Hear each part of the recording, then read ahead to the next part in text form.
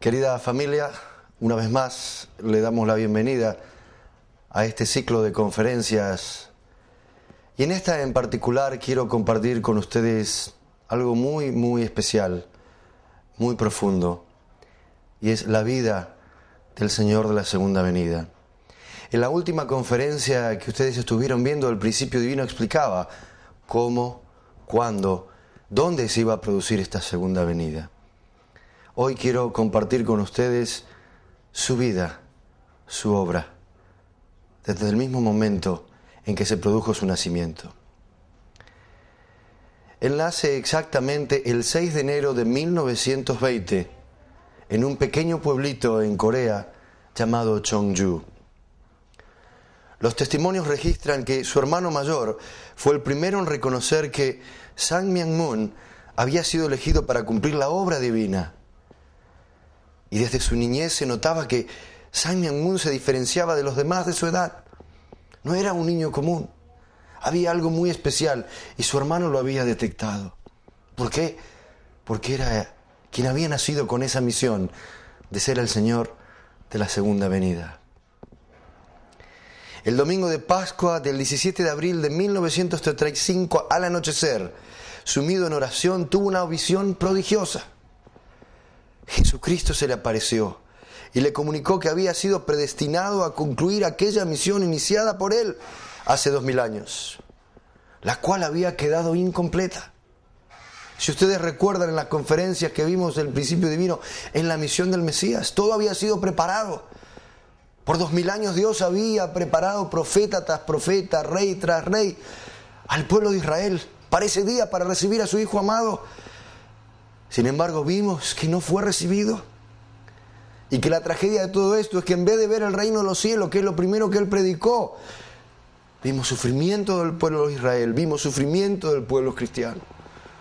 Y ese ideal del reino de los cielos quedó suspendido hasta la segunda venida. Y es ahí entonces, en 1935, cuando Jesucristo se le aparece y le revela a este joven de 15 años que había sido llamado como el Señor de la segunda venida. En los años siguientes acometió la lucha más amarga y jamás dura vista por hombre en la tierra. Durante largas horas permaneció arrodillado, durante duras rocas en los montes, deambuló a lo largo de orillas de ríos y de lagos, peregrinó millas y millas por terrenos intransitables buscando a Dios y su verdad. Pese que él había sido llamado, lo mismo que vimos 2000 años atrás, Jesús tuvo que pasar por su período de preparación antes de comenzar a sus 30 años a predicar. Como dice Mateo 4:17, arrepentidos que el reino de los cielos se ha acercado. Este joven también desesperadamente comenzó a prepararse para comenzar a predicar, a enseñar la verdadera sustancialización del reino de los cielos en la tierra. Los testimonios dicen que los años fueron de intensa búsqueda, una lucha que le costaron innumerables lágrimas. No fue una vida sencilla, no fue una vida fácil, como vimos en la vida de Jesús. Fue una vida llena de lágrimas, una vida llena de sufrimiento, una vida llena de dolor. Muchas veces sus ojos se llenaban, estaban tan hinchados, hasta a sus familiares les era difícil reconocerle. Lloraba por el sufrimiento de Dios. Él pudo no solamente descubrir, sino sentir en su corazón. Dios era un Dios que estaba sufriendo. Dios era un Dios de dolor, de lágrimas a lo largo de toda la historia. Su ideal no fue establecido. Lucha tras lucha, dolor tras dolor, lágrimas tras lágrimas, al ver Dios a la humanidad de la historia. Sang Myung-moon pudo sentir ese dolor. Por eso no podía parar de llorar. Derramó las lágrimas de una humanidad doliente. Eran lágrimas divinas que servían de indemnización y consolaban el corazón doliente y solitario de Dios y de Jesús. Nadie pudo comprender en la historia. Todos pensando Dios es el Todopoderoso, el Glorioso, Jesús, el Mesías. Más allá del tiempo y del espacio, ¿no? Sang Myung-moon pudo descubrir, Dios es un Dios de sufrimiento. Jesús ha estado sufriendo. Jesús ha visto la historia del cristianismo, desde sus primeros apóstoles y discípulos sufriendo. siendo perseguidos, apedreados, derramando sangre, siendo comidos por los leones. Él derramó esas lágrimas, consolando el corazón de Dios, consolando el corazón de Jesús.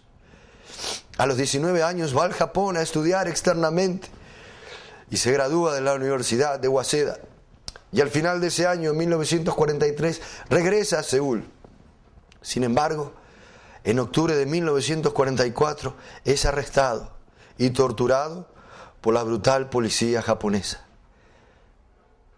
Él pasa un periodo de sufrimiento, pese a que era sumamente inocente, solamente estaba buscando hacer la voluntad de Dios. Es arrestado y es torturado y es finalmente liberado en febrero de 1944. Y es durante este periodo en Japón cuando él descubre la verdadera identidad de Satanás. Si ustedes recuerdan la conferencia de la caída, vemos claramente quién fue Satanás. Pudimos comprender en el principio divino claramente cuál fue el origen de ese pecado original. Fue en este tiempo que él descubre la verdadera identidad de Satanás y de la naturaleza caída. Al terminar la guerra, el 15 de agosto de 1945, Sun Myung Moon comienza su misión pública. Así como fue Jesús, esperó hasta sus 30 años y recién comenzó a predicar que el reino de los cielos se había acercado. Lo mismo sucede con el Señor de la segunda venida. Es después de la Segunda Guerra Mundial que comienza su ministerio público buscando primero a esos grupos que Dios ya había preparado en la posición de Juan el Bautista. El 27 de mayo de 1946, el padre Moon recibe la dirección de Dios de ir a Corea del Norte.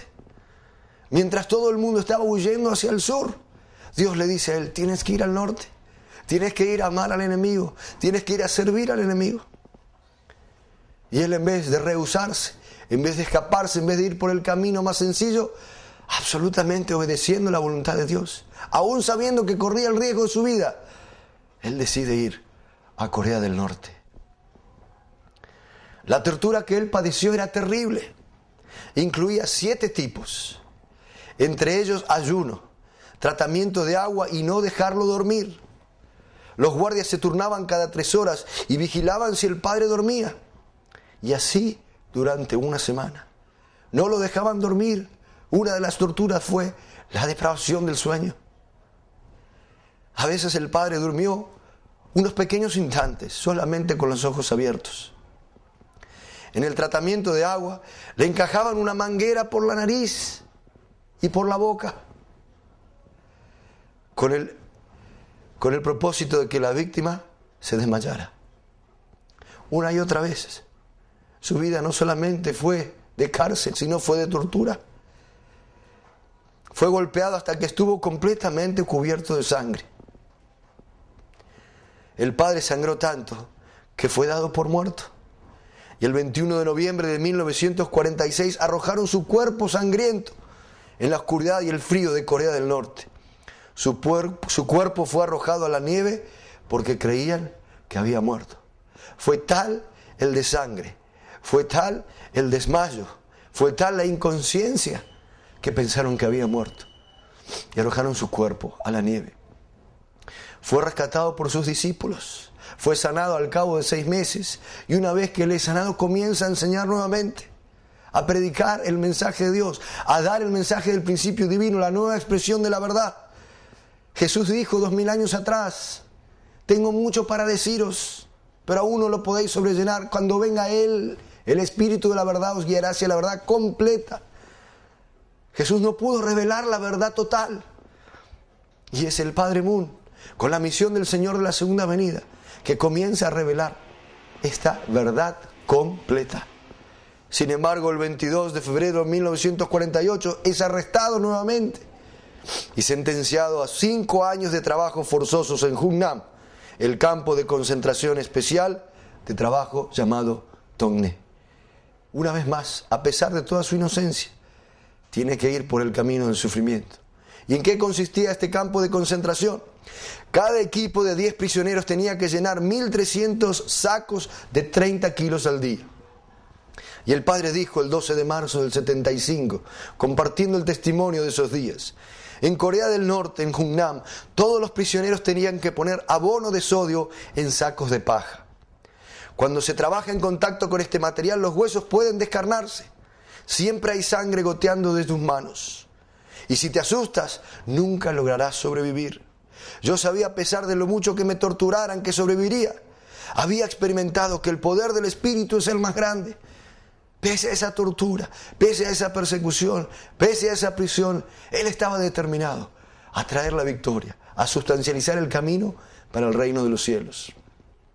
Las oraciones que pronunciaba bajo estas condiciones sin esperanza eran muy distintas a la mayoría de las oraciones comunes, pues no se referían a Él mismo. Él siempre se refería al sufrimiento de la humanidad y al corazón de Dios. Una vez mencionó estos momentos en sus oraciones de Jugnam. Yo nunca recé en debilidad, nunca me quejé, nunca estuve enfadado por encontrarme en esta situación, jamás pedí ayuda. ¿Cuántos vemos en la historia? ¿Cuántos vemos hoy en día que cuando van a acercarse a Dios en oraciones solamente para pedir, dame esto, dame lo otro, necesito esto, necesito el otro, Dios mío? El Padre Moon jamás, siempre orando para consolar a Dios, siempre buscando la manera de dar alegría a Dios, porque Él pudo sentir que Dios es un Dios de sufrimiento. No tengo nada que pedirle, tengo todo para darle. Y Él oraba. Jamás yo pedí ayuda. Yo traté más bien de consolar al Padre, decirle que no tenía que preocuparse por mí. El Padre me conoce bien, Él ya sabía de mi sufrimiento. ¿Cómo podía yo contarle del mismo y hacer que su corazón padeciera más preocupaciones? Solamente podía decirle que yo nunca sucumbiría ante los sufrimientos impuestos. Él siempre buscando la manera de consolar el corazón de Dios, siempre dando la esperanza y la determinación de que el reino de Dios, el ideal de Dios, finalmente va a ser establecido.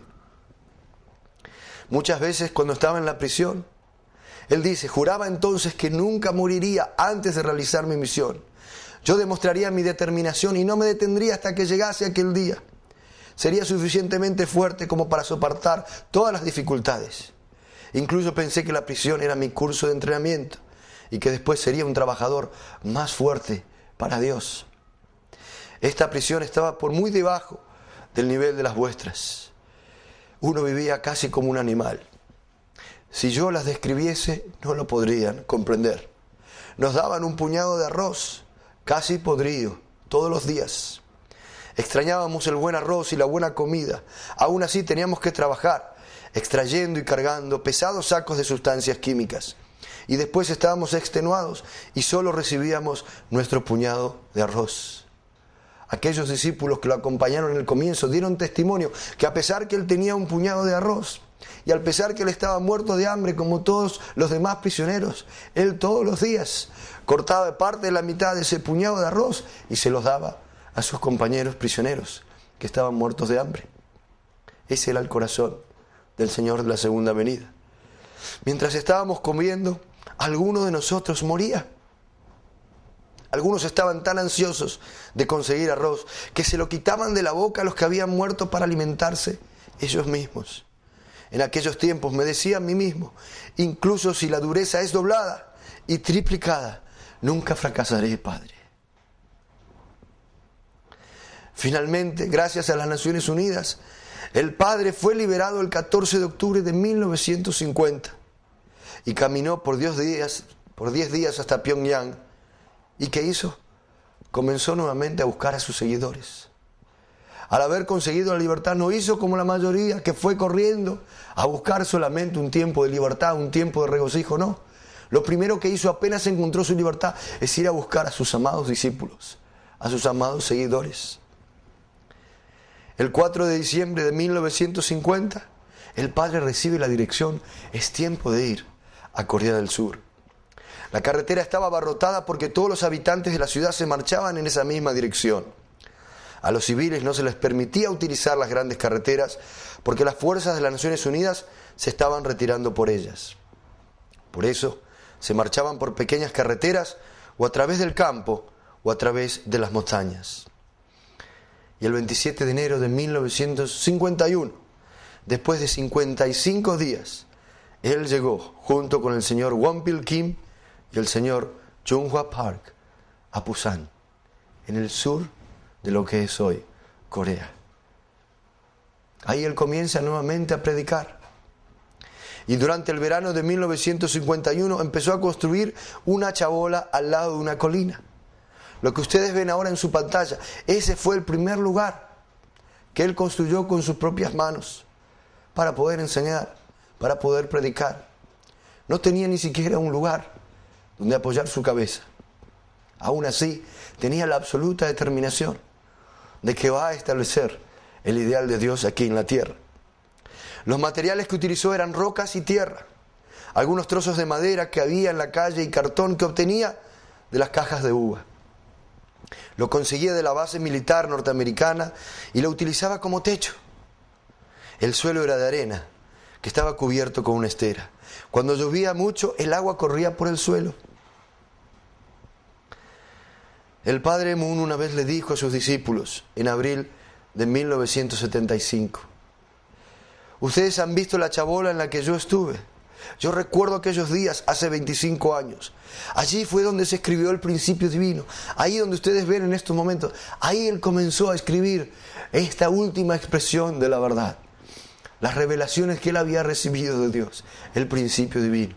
En ese humilde lugar. La casa original era mucho más pequeña. No había espacio suficiente para tumbarse, excepto en diagonal. Los alrededores no eran muy buenos. Y él habló sobre este tiempo. Cuando estaba en la cima de una montaña, era el tiempo más solitario para mí.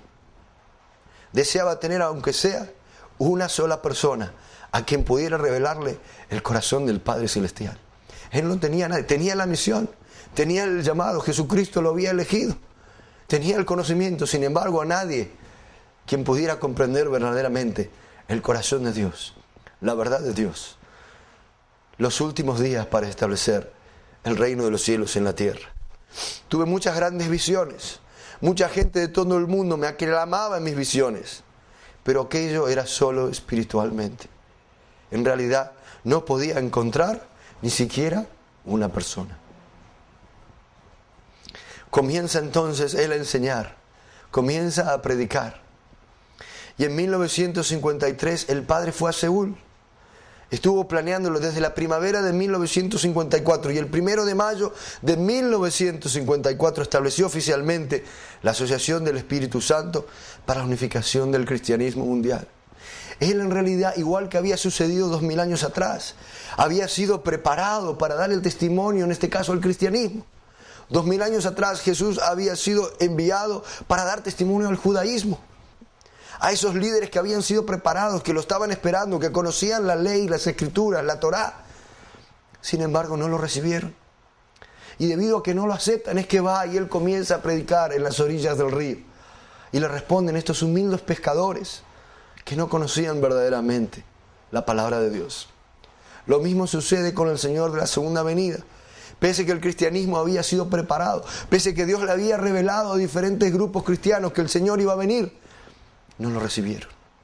Entonces es en ese tiempo, en 1954, que él funda esta asociación inspirada por el Espíritu Santo para unificar el cristianismo mundial. Como el primer paso, el cristianismo debía unirse, así como el judaísmo debía unirse 2000 años atrás, antes de que Jesús sea recibido como el rey de Israel e ir a Roma. Lo mismo sucedió en el año 1954. El unificacionismo de la familia cristiana. Y él comienza entonces en este lugar, en Seúl, a predicar y a enseñar, mañana, tarde y noche. Y él comenta que volver de Corea del Norte fue como un éxodo. Empecé la etapa de formación de mi propio fundamento a un nivel familiar para después ir a un nivel tribal, social y nacional. Sin embargo, ya que el cristianismo se puso absolutamente en contra mía, tuve que crear mi propia rama del cristianismo. Si fallaba en crear mi propio fundamento, entonces sabía que al igual que Jesucristo acabaría crucificado o me habría ocurrido algo parecido. Por eso hasta 1960, durante 14 años, el cristianismo se me opuso. Y él una y otra vez recibió persecución, recibió calumnias, recibió injustas acusaciones que no tenían nada que ver, porque el cristianismo no quería aceptar esa nueva expresión de la verdad. Tuve que crear de la nada la base de mi propio cristianismo, que pudiese servir como fundamento para el Mesías. Por eso durante 14 años luché para crear este fundamento, y ustedes saben lo duro que fue la batalla, las adversas que fueron las condiciones de aquel tiempo. Todas las circunstancias eran hostiles. Tuve que luchar bajo aquellas circunstancias paso a paso para crear el movimiento Unificación y extender el fundamento hasta el nivel en que el Mesías pudiese realmente apoyarse y manifestarse públicamente. Incidentes de 1955, en las mismas universidades, comienzan a acusarlo de que él estaba secuestrando a mujeres. Porque ¿qué sucedía? Así como pasó 2000 años atrás, cuando se encontraban con Jesús y su mensaje, aún el mismo Jesús le dijo, Mateo 10:34, el que ama a su padre o a su madre más que a mí no es digno de mí. Imagínense lo que sentían esos padres. El que ama a su hijo o a su hijo más que a mí no es digno de mí. Y decía que debían dejar todos y seguirlo. Y aquellos que sintieron que Jesús era el Mesías, dejaron todo para seguirlo. Porque era el mensaje de salvación. Era el reino de los cielos. Algunos veían ese mismo Jesús y se pusieron negativos a acusarlo, a criticarlo, pese a que hacía milagros, que resucitaba a los muertos, sanaba a los leprosos, devolvía la vista a los ciegos. Decían que hacía esos milagros con el poder del príncipe de los demonios, Belcebú. Lo mismo ocurrió en el tiempo del Señor de la segunda venida. Algunos empezaron a escuchar sus mensajes y dejaron todos para seguirle. Y empezaron las acusaciones falsas. Junto a 5 de sus seguidores, es arrestado nuevamente, encarcelado en la prisión de Seúl, desde el 4 de julio hasta el 4 de octubre de 1955. Gracias a que estamos viviendo en tiempos donde existe la democracia, no fue crucificado, pero fue arrestado y torturado injustamente. No le podían comprobar nada, por eso finalmente lo liberaban. Pero él siempre tuvo una actitud de consuelo a Dios. Siempre tuvo una actitud de esperanza a Dios, a pesar de su propio sufrimiento. Él jamás se quejó, jamás le reveló ninguna queja a Dios. Al contrario, siempre alentando. Y no solamente a Dios, a sus discípulos. Imagínense qué sentían esa desolación los discípulos al ver a su maestro, al ver al Señor de la segunda venida yendo a la prisión. Sin embargo, él, como ustedes ven en esta diapositiva, dándole las manos, alentándolos, sonrientes. No se preocupen, todo saldrá bien.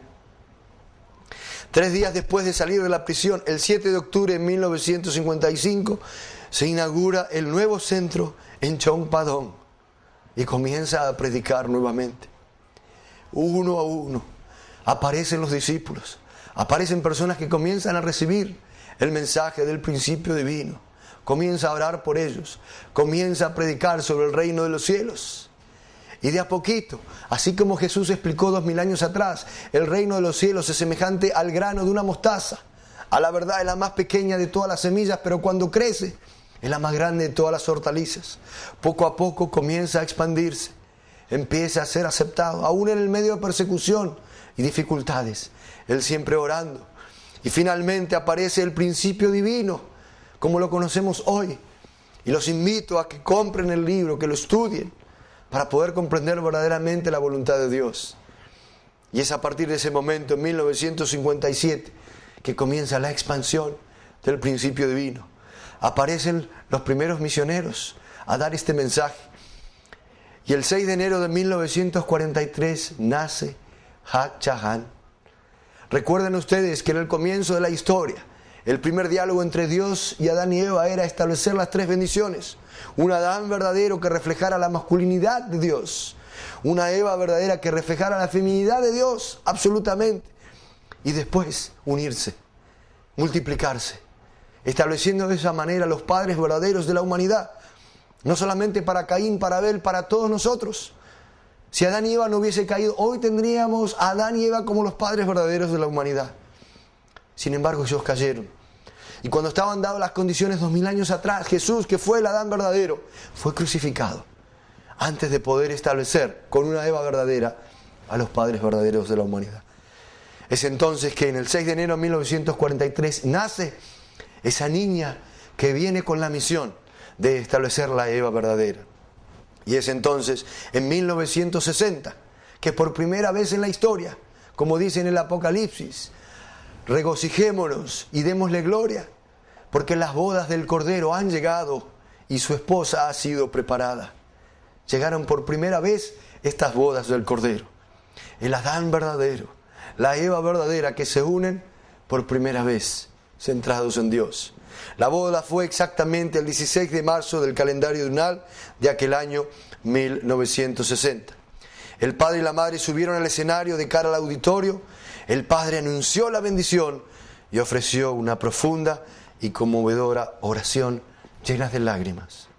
Como todas sus oraciones, siempre han sido oraciones de lágrimas. Desde 1960 los padres verdaderos han conducido las bendiciones de matrimonios a millones de parejas. Comenzó primero con un grupito de 3, luego se expandió a un grupito de 36, luego 72, 124. Y debido a que no hay un tiempo físico de poder dar la bendición a cada uno de los matrimonios individualmente, se empezaron a agrupar todos juntos para recibir esa bendición. Porque ¿qué es la bendición? Es la ceremonia a través de la cual eliminamos el pecado original que hemos recibido desde ese primer hombre y esa primera mujer que cayeron.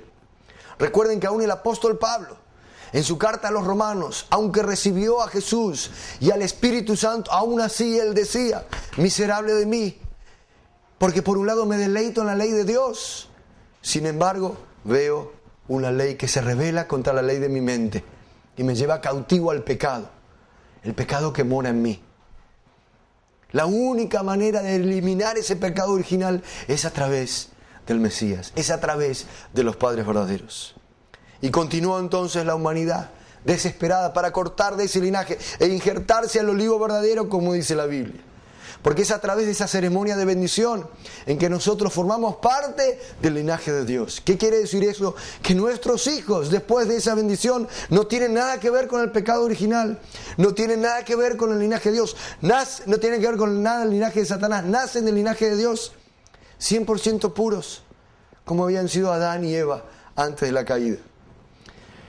La bendición de 777 parejas en 1970, y año a año van creciendo parejas de todo el mundo, de todos los continentes, no solo de América Latina, de Europa, de África, de Asia, de Oceanía, blancos, negros, mestizos, católicos, protestantes, judíos, musulmanes, budistas, confucianistas, jóvenes, adultos, ancianos, paso a paso, año a año, van recibiendo la bendición.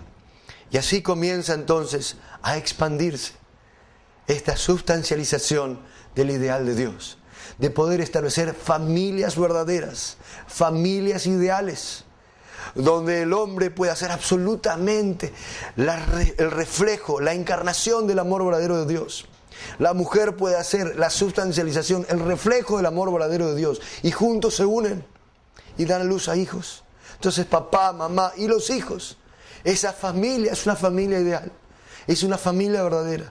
Y ustedes también, que nos están viendo, pueden establecer esa familia verdadera.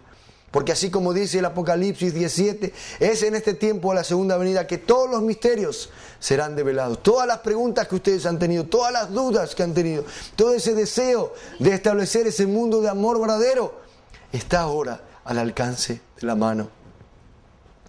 Al igual que Jesucristo, el Padre Moon mantuvo por mucho tiempo el secreto mesiánico. Siempre pidió a quienes lo quisieran seguir en el difícil camino de la realización de la voluntad de Dios, que estudiaran detenidamente sus enseñanzas y que comprobaran la validez de su mensaje. Porque al igual que sucedió 2000 años atrás, hubo mucha gente que tenía dudas. Recuerden que era el mismo Jesucristo. Era el mismo joven de 30 años, los mismos ojos, la misma nariz, la misma boca, las mismas palabras. Pero algunos que creyeron en Él, otros se opusieron a Él y otros tuvieron dudas. Lo mismo sucede en este tiempo. Algunos van a tener rápidamente la sensación, la confirmación de Dios, de que sí estamos en el tiempo de la segunda venida. Sun Myung Moon es el bebé que ha nacido el 6 de enero de 1920 con esa misión de ser el Señor en su segundo advenimiento. Otros van a tener un rechazo, una negatividad, y algunos dudarán. Por eso les dice: estudien detenidamente sus enseñanzas, comprueben la validez de su mensaje. E hizo especial énfasis en que oraran fervientemente y buscaran la confirmación y llegaran a la convicción y seguridad de que su mensaje viene de Dios. ¿Por qué? Porque hay dos posibilidades, queridos amigos. O es de Dios o es de Satanás. No hay tres posibilidades. Y todos tenemos que llegar, como yo lo hice, a la absoluta convicción de que sí, Él es el Señor de la segunda llegada. Él es el que trae esta nueva expresión de la verdad. Él es el que trae el camino para poder liberarnos de este linaje de Satanás y establecer esas familias ideales que todos soñamos. El término Cristo o Mesías debe entenderse en un sentido más amplio. Su significado literal es ungido. Y no solo se refiere a Jesucristo, que fue ungido por Dios para la restauración de la humanidad, sino también a aquellos ungidos por Jesucristo, para que continúen el trabajo de la restauración sobre su fundamento. Por eso cuando hablamos del ungido en referencia al Padre Moon, solo significa que Él es el continuador de la obra de Jesucristo. Así como vimos nosotros 2000 años atrás.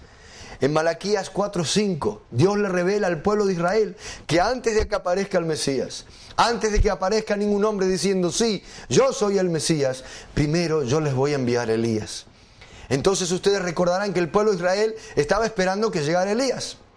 Y cuando los discípulos de Jesús salen a predicar que había llegado el Mesías, ¿qué le preguntaron los escribas? ¿Dónde está Elías? ¿Cómo puede ser que esté el Mesías si primero tiene que venir Elías? Y Elías había sido un profeta que, según la segunda carta de Reyes 2:11, dice que había ascendido al cielo en un carro de fuego. Por lo tanto, la expectativa mesiánica 2000 años atrás, si ustedes recuerdan, era que tenía que venir Elías en una carroza de fuego desde el cielo. Sin embargo, Jesús revela que quien es Elías es Juan el Bautista. Y en Lucas 1:17 revela que Juan el Bautista es quien viene en el espíritu y el poder de Elías. San Meamun es quien viene con el espíritu y el poder de Jesús, con la misión del Señor de la segunda venida. El papel de Jesucristo como Salvador y Mesías nunca cambiará. El Padre Moon compartió su corazón en 1972 y dijo: ha habido muchos santos a lo largo de la historia humana, muchos genios religiosos, muchos hombres sabios. Sin embargo, nadie pudo jugar el papel de Jesucristo, quien por sí solo nos lleva al Padre. Esto es debido a que vino una posición sin mancha, sin pecado, la cual nadie más ocupa. Él es el único canal para alcanzar a Dios. A pesar de que Buda, Confucio y Mahoma fueron todos santos religiosos, ninguno de ellos tenía la relación con Dios que Jesús tenía. Por lo tanto, el nacimiento de Jesucristo como Mesías fue el día de esperanza para toda la humanidad. De la misma manera, yo les digo, de corazón a corazón, el 6 de enero de 1920, San Meamun nace como el Señor de la segunda venida a continuar esa obra para sustancializar el reino de los cielos aquí en la tierra. Jesús de Nazaret vino como el Cristo, el segundo Adán, el unigénito Hijo de Dios. Él llegó a ser uno con Dios, hablando y revelando las palabras de Dios a la gente y haciendo las obras de Dios. Sin embargo, el pueblo lo rechazó y lo crucificó, previniendo de esta manera que se estableciera el reino de Dios en la tierra. ¿Recuerdan ustedes que Jesús oró: Padre nuestro que estás en los cielos, santificado sea tu nombre, venga a nosotros tu reino, hágase tu voluntad, así en la tierra como en el cielo? El reino de los cielos en la tierra. Y por eso Él predicó mañana, tarde y noche. Y sin embargo Él es rechazado. Y debido a que es rechazado, no hay reino de los cielos. Por eso, amigos míos, yo les digo lo mismo. Estamos viviendo ahora, providencialmente, como ustedes vieron los paralelos de la historia, en los tiempos de la segunda venida. No cometamos el mismo error de 2000 años atrás. Aceptemos al Señor. Unámonos a Él. Porque trae el camino, Él trae la llave, Él trae el medio para poder alcanzar esa verdadera felicidad que tanto Dios como nosotros deseamos vivir. Por eso Jesús, a pesar de ese rechazo, fue victorioso sobre Satanás en su crucifixión, en su resurrección. Y esto hace posible la salvación espiritual para aquellos que son renacidos a través de Él y del Espíritu Santo. Sin embargo, como dijo el apóstol Pablo, y como somos conscientes y somos sinceros, a pesar de que uno vaya todos los domingos a misa, aunque uno vaya todos los domingos al culto, aunque uno vaya los sábados a la sinagoga, aunque vaya el viernes a la mezquita, aún así estamos cargados de contradicción, de pensamientos que no son de Dios, de deseos que no son de Dios. ¿Por qué? Porque la salvación es espiritual. La salvación solamente tiene que ver con nuestro renacer, nuestro crecimiento interior. Falta la salvación completa, total, la que nos libere completamente. Y esa es la que trae el Señor de la segunda venida. Por eso la restauración del reino de Dios en la tierra ha esperado la llegada de la segunda venida de Cristo. Por eso el Padre Moon, sabiendo la agonía en el corazón de Jesucristo, que por 2000 años no pudo ser reconocido por ese pueblo de Israel, habló con líderes del judaísmo. Y el 22 de diciembre de 2003, en la misma Jerusalén, esa Jerusalén que lo rechazó, esa Jerusalén que Jesús miró y decía: Jerusalén, Jerusalén, que tú matas y apedreas a los profetas que a ti te son enviados. ¿Cuántas veces quise abrazarte como la gallina abraza a sus polluelos debajo de las aras y tú no lo has querido? En esa misma Jerusalén se realizó esta ceremonia, donde representantes del cristianismo, del judaísmo y del islam, inspirados por el Padre Moon, coronaron a Jesucristo como Rey de Israel, restaurando así el rechazo ocurrido 2000 años atrás. Imagínense el corazón de Jesús. Después de 2000 años de rechazo, finalmente Él es coronado como Rey de Israel. Y el 6 de julio de 1992, en un discurso dado a los líderes de la Federación de Mujeres para la Paz Mundial en Seúl, Corea, el Padre Moon públicamente declaró: yo he cumplido mi misión como el Señor de la segunda llegada, como Salvador y como Padre verdadero de la humanidad. Yo proclamo esto en este lugar porque ha llegado el tiempo de hacerlo.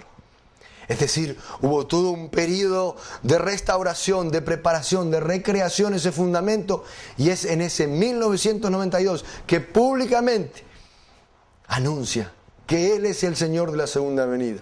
Él es el Salvador, Él es el Mesías, Él es el Padre verdadero de la humanidad. El Padre Moon pidió entonces publicar en el mes de julio del año 2002, 10 años después de esta proclamación, en los diarios alrededor del mundo un documento titulado Una nube de testigos. Los santos testifican de los padres verdaderos. En este testimonio, Jesucristo, Mahoma, Buda, Confucio y otros santos desde el mundo espiritual mandan un mensaje en el cual han participado en una ceremonia para la adopción y la proclamación de una resolución en la cual ellos públicamente declaran al pueblo cristiano, al pueblo judío, al pueblo musulmán, al pueblo budista, al pueblo confucionista, a todos los creyentes de la humanidad, que Sanmyang Moon es el Señor de la segunda venida, que con Hak Ja Han han establecido desde 1960 a los padres verdaderos de la humanidad, que todo el mundo, desde la derecha a la izquierda, desde arriba a atrás, frente y detrás, de todos lados, de América Latina, de Europa, de Asia, de África, de todos los continentes, tienen la oportunidad de recibir la bendición de Dios y terminar con el pecado original y establecer familias ideales, familias verdaderas. Por eso, cuando nosotros analizamos su vida, analizamos su historia, entre todas las cosas nosotros entendemos que hay un mensaje especial que resume sobre todas las cosas una vida que ha sido dedicada completamente a servir a los demás, de vivir por el bien de los demás. Se resume en la siguiente frase: debemos vivir todos con el corazón de un padre, pero con la actitud de un servidor, derramando lágrimas por la humanidad, sudor por la tierra y sangre por el cielo. Esta frase, esta oración, resume lo que ha sido la vida y la obra del Padre Sanmyang Moon.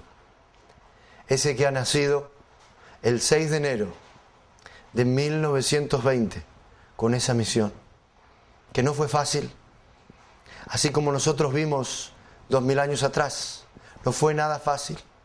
Pero queridos amigos, que ustedes nos están viendo, quiero que sientan profundamente en sus corazones que estamos viviendo en ese tiempo. Como yo recuerdo había compartido con ustedes en la última conferencia del ciclo del principio divino, en la segunda venida de Cristo, en la segunda venida del Mesías, yo les dije que cuando ustedes me veían a mí, no debían ver solamente un conferencista, no debían ver solamente un disertante, alguien que estaba compartiendo un contenido más. Yo les estaba diciendo a ustedes de que les estaba revelando cómo se iba a producir esa segunda venida. Y dijimos que había nacido en la tierra, que no se iba a producir literalmente a través de las nubes que descendían del cielo, como leímos en un versículo, en Mateo 24, 39, 29 y 30. Mostramos paso a paso en cada uno de los versículos. Entendimos que desde el punto de vista del principio original de Dios, del deseo original de Dios, de la voluntad original de Dios, es establecer el reino de los cielos en la tierra. Porque Adán y Eva habían nacido en la tierra. Y el Génesis 1:28 registra el diálogo entre Dios y Adán y Eva aquí en la tierra. Por eso la segunda venida tenía que producirse en esta tierra. Después compartí con ustedes cuándo se iba a producir esta segunda venida. Porque habíamos leído en las Escrituras que decía que nadie sabe, ni los ángeles del cielo saben, ni el Hijo sabe, solamente el Padre. Y recuerdan que estuvimos viendo que pese a que encontramos ese misterio, dijimos que a lo largo de toda la historia, está registrado en Amós 3:7, cuando llega un momento crucial en la providencia de Dios, cuando hay un evento sublime, Dios siempre revela sus secretos a los profetas. Y dimos todos los ejemplos. ¿Cuánto más dijimos en este tiempo de la segunda venida? Dios llegará el momento en que va a revelar cuándo se va a producir esa segunda venida. Y si ustedes recuerdan, queridos amigos, hemos visto los paralelos de la historia. Dijimos que desde Abraham hasta Jesús habían pasado 2000 años. Ese periodo de 2000 años fue un periodo de preparación para ese día, para aceptar al Hijo de Dios. Nació un bebé en una ciudad llamada Belén. Y sobre un periodo de preparación aparece a los 30 años pidiendo que se arrepintieran a Israel porque se había secado el reino de los cielos. Porque Él era un hombre verdadero, Él era un hombre perfecto. Quien ve a mí ve al Padre, porque yo estoy el Padre y el Padre está en mí. Entonces dijo: arrepiéntanse, yo soy el reino de los cielos, pero a nivel individual. ¿Cuál era el segundo paso? El apóstol Pablo dice en la primera de Corintios 15:45, Jesús viene como el segundo Adán. Es decir, viene a cumplir, a restaurar el fracaso del primer Adán, que era cumplir las 3 bendiciones. Sin embargo, antes de llegar a esa segunda bendición, Jesús tiene que ir por el camino de la cruz. Por eso no vemos el reino de los cielos. Por eso vemos el sufrimiento, el dolor, no solamente de Jesús en carne propia, sus apóstoles, sus discípulos. Por 400 años los cristianos son perseguidos en Roma. Entonces esos 2000 años de fundamento que se perdieron tienen que ser restaurados, ¿recuerdan? Y cuando empezamos a sumar dijimos que entre 1917 y 1930 era el tiempo en que iba a nacer un bebé en esta tierra con esa misión, el Señor de la segunda venida. Ese es San Miamun, que nació el 6 de enero de 1920. Y así como Jesús tuvo que pasar su periodo de preparación, y es en 1945 que Él comienza a enseñar y a anunciar de la misma manera: arrepiéntanse, que el reino de los cielos se ha acercado. Y la tercera parte dijimos que era ¿dónde? Y estuvimos viendo a través de las Escrituras, a través de las profecías de los últimos días, esa nación preparada por Dios. Era Corea. Habíamos visto en Mateo 21 que le decía a Jesús que no iba a volver a ser en Israel, será una nueva Jerusalén, será un nuevo pueblo. Vimos en el Apocalipsis que Jesús decía que iba a venir de donde sale el sol. Y esa nación es Corea. Y estamos viviendo ese tiempo. Por eso yo les decía, cuando ustedes me ven a mí, están viendo como 2000 años atrás a un discípulo de Jesús que les proclama. Ustedes están en la posición del pueblo de Israel 2000 años atrás. Ustedes me están mirando y como era Pedro, le decía, arrepiéntanse porque aquí está el Señor. Hermanos y hermanas, estamos viviendo en el tiempo de la llegada del Mesías, decía Pedro. Decían los hijos de Zebedeo, decían los discípulos, mañana, tarde y noche. Sin embargo, ¿qué sucedió 2000 años atrás? Por eso debemos aprender. Yo les estoy diciendo exactamente lo mismo. Ricardo de Sena es como Pedro 2000 años atrás. Queridos hermanos, queridos amigos que nos están viendo, yo les digo que el Señor ha llegado nuevamente. Y no solamente que ha llegado, está entre nosotros, está vivo, está viviendo, está predicando, está enseñando. Y es una oportunidad gloriosa en la historia. Es una revelación que Dios le está dando a usted por alguna razón especial. Y Dios está desesperado porque uno pudo ver qué sucedió 2000 años atrás. Por no aceptar al Mesías, solamente vino sufrimiento. Si el Mesías hubiese sido aceptado, habríamos visto literalmente el reino de los cielos en la tierra.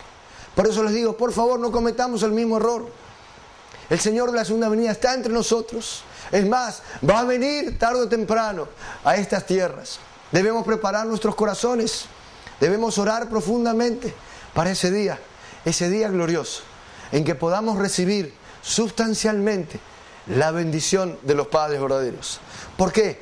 Porque a pesar de que usted es una gran persona, yo no le conozco personalmente, pero el solo hecho que esté mirando este tipo de conferencias, el solo hecho que usted ha dejado de lado sus responsabilidades, o ha dejado de lado el deseo de ir a un lugar a pasear, a disfrutar, y estar frente a esta pantalla, viendo este contenido, es que usted es una gran persona.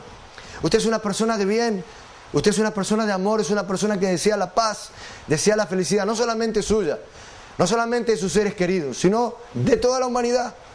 Pero aún así, si es sincero conmigo, si es sincera conmigo, no hay contradicción ahí adentro. No hay a veces malos pensamientos, no hay a veces malos deseos, no hay incluso a veces malas acciones por las cuales le lleva a usted a arrepentirse y a pedirle perdón a Dios. Yo no quise hacer esto. ¿Cuántos hay? Hombres y mujeres que se casan, que jamás se están casando pensando en la infidelidad. En el fondo nadie está pensando en separarse o en divorciarse, en ser infiel. Sin embargo sucede. Hay algo ahí, como dice el apóstol Pablo, que nos lleva a hacer lo que nosotros no queremos. Todo eso se puede terminar. Yo les garantizo que todo eso puede terminar. Toda esa conexión que nosotros tenemos debido al pecado del primer hombre y la primera mujer, todo eso se puede acabar. Por eso la Biblia dice, gocémonos, alegrémonos, porque las bodas del Cordero han llegado. Así que le digo que tenga esa fe, que tenga esa convicción. Es tiempo de esperanza absoluta. Dios tiene algo precioso para usted, tiene algo precioso para su familia, tiene algo precioso para su nación, tiene algo precioso para esta humanidad. ¿Por qué? Porque el Señor de la segunda venida ha nacido. Porque por primera vez en la historia tenemos a los padres verdaderos de la humanidad. Y ellos están derramando la bendición de Dios. Y nos están dando paso a paso todos los elementos que nosotros necesitamos para que nosotros, como dijo Jesús 2000 años atrás, en Mateo 5:48, sed pues vosotros perfectos, como vuestro Padre Celestial es perfecto. Jesús dijo a sus discípulos, sean perfectos, como Dios es perfecto. Yo quiero que ustedes sean perfectos. ¿Quién lo dijo? Lo dijo Jesús. Y si lo dijo Jesús, es palabra de Dios, es la voluntad de Dios, es posible. Así que si alguien alguna vez le dice, no, el hombre nunca puede ser perfecto.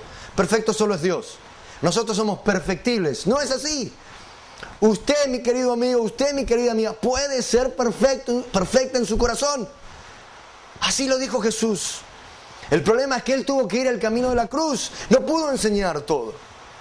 Y ahora el Señor de la segunda venida, los padres verdaderos, traen el manual de instrucciones. Traen paso a paso todo lo que necesitamos. Primero para liberarnos de todo lo que tiene que ver con la caída. El pecado original. La naturaleza caída. Y ser verdaderos templos de Dios. Que las personas cuando nos vean a nosotros puedan ver a Dios. Que puedan sentir que a través de nosotros pueden recibir el amor de Dios. Pueden recibir la verdad de Dios. Y juntos, primero como individuos, estableciendo esa relación vertical con Dios. El templo de Dios, primero.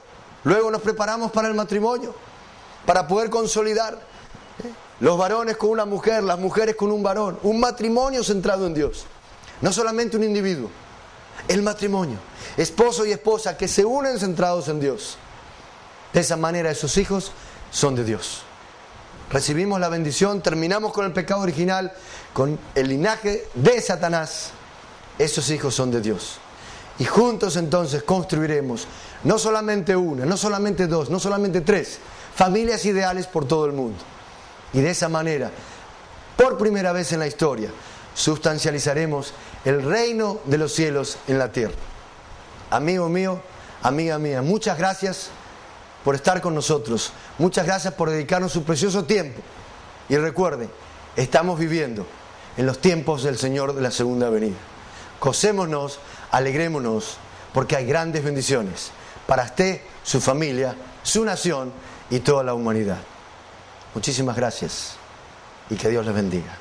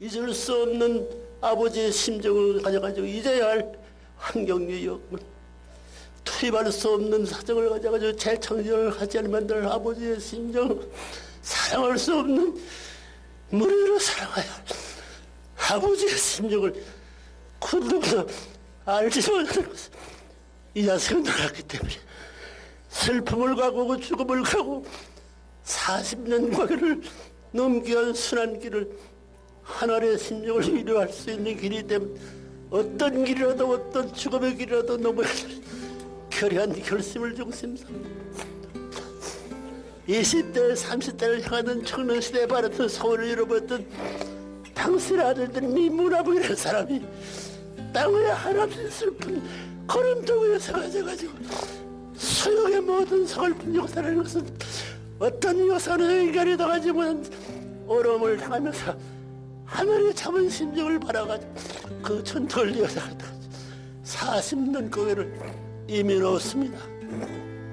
이래가 이 지혜들이 온 길을 눈물과대로 봉하고 덮집어서 나오지 서글픈 얼마나 컸다는 것을 알고 있어. 우리 이제부터 당신이 원하였던 전체 전반 전권 정례 행사를 이루시어서 만국을 당신의 장하시어서 해방 전구로 진전할 수 있게 축복하여 주기를 아버님 간절히고 바랍고 이제 참부모의 가정으로부터 슬픔의 눈을 흘리던 모든 이 눈물 자국이 거짓 시대가 되었습니다. 당신의 해방을 가지고 부모님의 가정으로서 만국의 행차인데 맥힘없이 갈 수 있는 것 하고 돌아올 수 있는 길을 돌아올 수 있는 사랑하는 자녀들과 사랑하는 나라와 사랑하는 세계와 사랑하는 천지를 창조의 이상 자유의 특권적인 최고의 정상에서 자유를 갖출 수 있는 행자를 참부모 이루분과 더불어 당신의 현성사의 천박적을 해방을 선포하오니 받아주시기를 간절히 바라옵니다. 천상세계와 지상의 통일권의 승리의 깃발을 높이 올리시옵소서.